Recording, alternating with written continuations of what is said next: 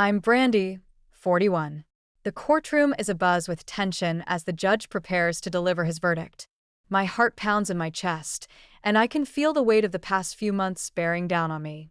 Across the room, my parents, Vivian and Derek, sit with their lawyer, their faces a mask of false confidence.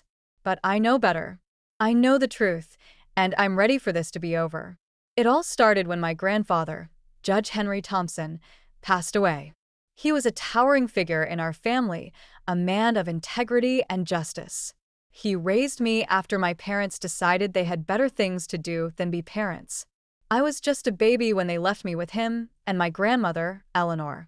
They promised it would only be for a little while, but those little whiles turned into years. Grandma Eleanor was the heart of our home. Her kitchen was a place of warmth and love, where I learned the true meaning of family. Grandpa Henry, on the other hand, taught me about justice. He would tell me stories about his cases, using them to teach me right from wrong. They were always there for me, never missing a school event or a birthday. My parents, on the other hand, were like ghosts, showing up only on holidays, their affection feeling more like a performance than genuine love. When I was 16, Grandma Eleanor passed away suddenly. It was a devastating loss, and my parents showed up late to the funeral, complaining about their clothes while I stood by her casket. That was the moment I realized that my real family had always been Grandpa Henry and Grandma Eleanor. After Grandpa Henry's death, things took a turn for the worse. I discovered that over the past 22 years, Vivian and Derek had been milking Grandpa for money. I found ledgers filled with records of monthly payments, totaling over $660,000. There were also photos of them living lavish lifestyles while claiming they were too busy to visit Grandpa. I also learned that they had hired a lawyer, Mr. Lawrence Black, who had a history of aggressive inheritance disputes.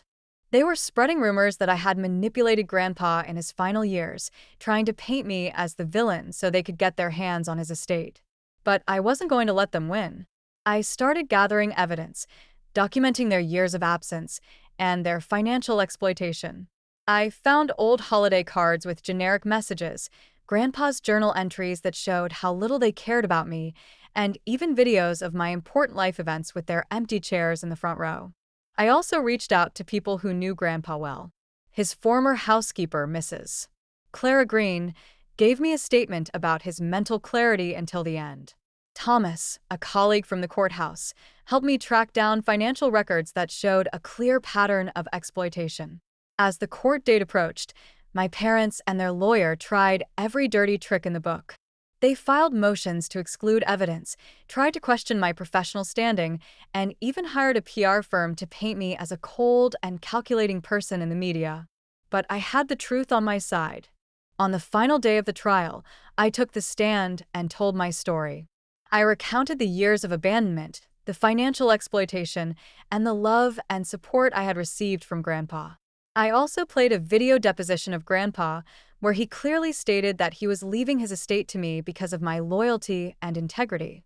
The judge listened intently to all the evidence and then delivered his verdict. He ruled in my favor, stating that the challenge to Grandpa's will was without merit. He also ordered my parents to pay the attorney fees, calling their lawsuit frivolous and predatory. As we left the courthouse, my parents tried to plead with me, but I was done. I looked at Vivian and said, "Eleanor was my mother. You just gave birth."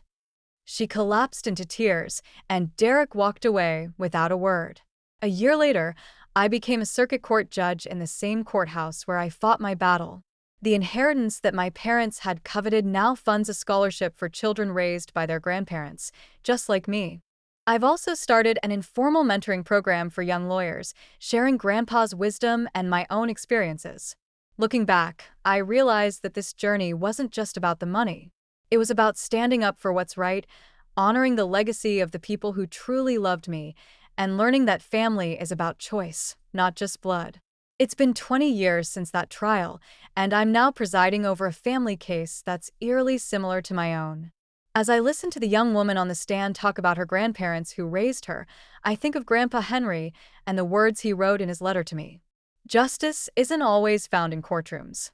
Sometimes it's in standing firmly for truth. I quote those words in my closing statement, and I know that Grandpa would be proud of me. As the courtroom clears, I touch the small photo of Grandpa and Grandma in my robe pocket. Their love and guidance have been with me every step of the way, and I know that I'll continue to carry their legacy forward.